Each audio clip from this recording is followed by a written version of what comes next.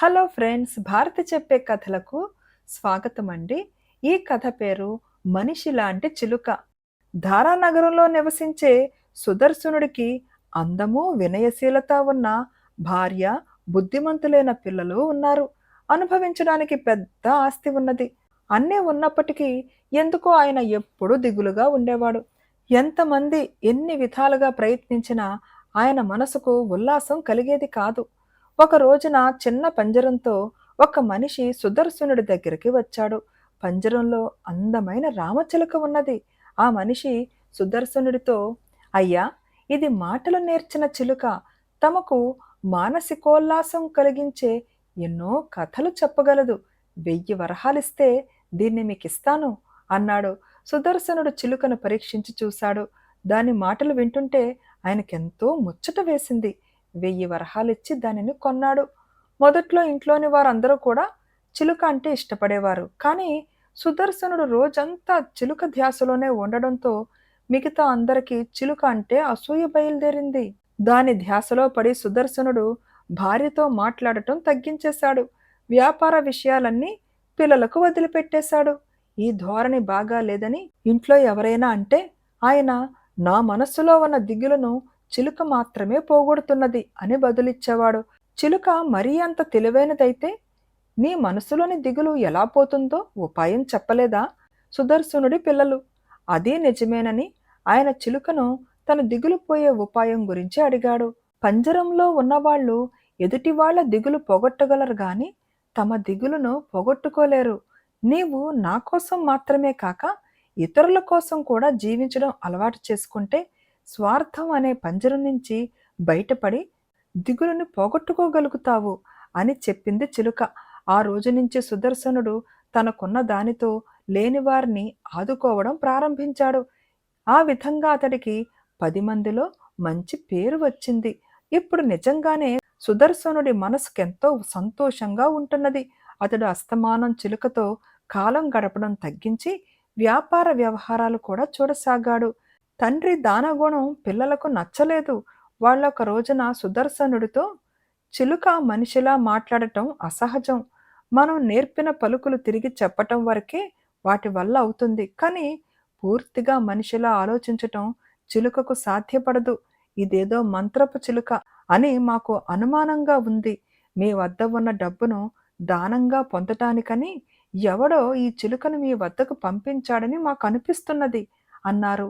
సుదర్శనుడు చిలుకను, సాధారణంగా పక్షులేమీ ఆలోచించలేవు. నీకిలాంటి శక్తి ఎలా వచ్చింది అని అడిగాడు. ఒకప్పుడు విక్రమార్కుడనే రాజు చిలుక రూపంలో జీవించాడు. అప్పుడాయన ఒక చిలుకను వివాహం చేసుకున్నాడు.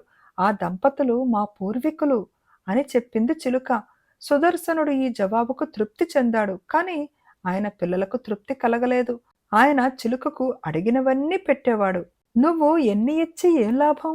స్వేచ్ఛను ఇస్తే ఆనందపడతాను అనేది చిలుక. నీకు ఏదైనా ఇవ్వగలను కానీ స్వేచ్ఛను ఇచ్చి నిన్ను వదులుకోలేను అని సుదర్శనుడు ఖచ్చితంగా చెప్పేశాడు.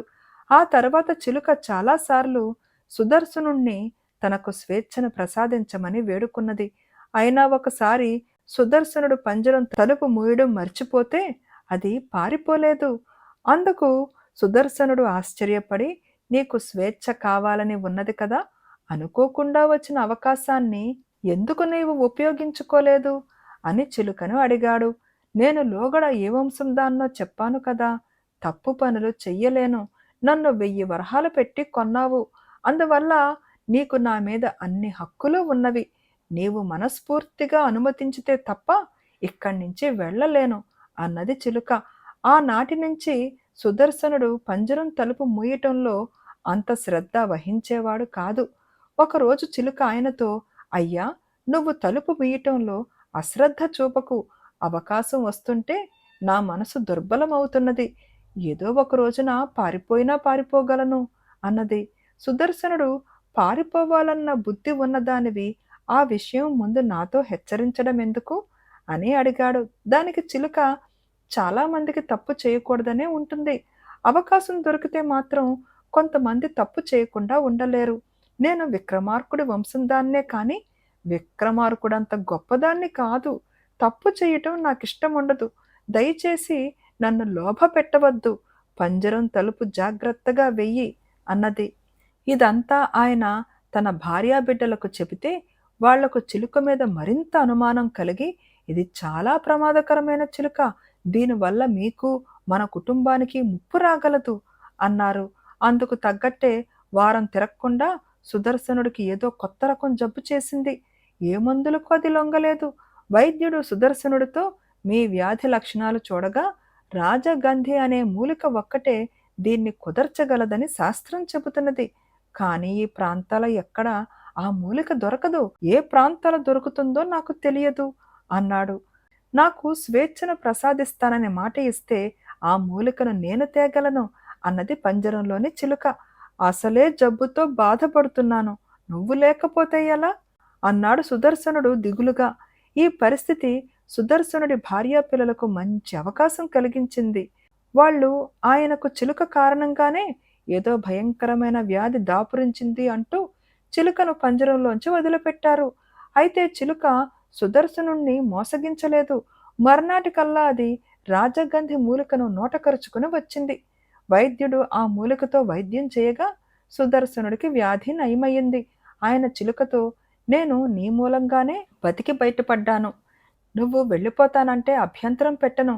కానీ ఇక్కడే ఉండిపోతానంటే నేను చాలా సంతోషిస్తాను అన్నాడు. అందుకు చిలుక, చాలా కాలం తర్వాత నా వాళ్ళందరినీ కలుసుకున్నాను. తిరిగి వచ్చేటప్పుడు త్వరలో వస్తాను అని వాళ్లకు చెప్పాను. నీవు నా కోసం 1000 వరహాలు ఖర్చు చేశావు. నేను నీ ప్రాణాలని నిలబెట్టాను. ఇంకా నా స్వేచ్ఛకు అడ్డు రాకు అని పంజరంలోంచి ఎగిరి వెళ్ళిపోయింది. అది పోగానే సుదర్శనుడు బెంగపడ్డాడు. భార్యాపిల్లలు ఆయనతో, అది మంత్రపు చిలక, దానికోసం విచారించి మనసు పాడు చేసుకోకండి అని 1కి 2 సార్లు చెప్పటమే కాక ఆయనకి నమ్మకం కలిగించడం కోసం పండితులను పిలిపించారు.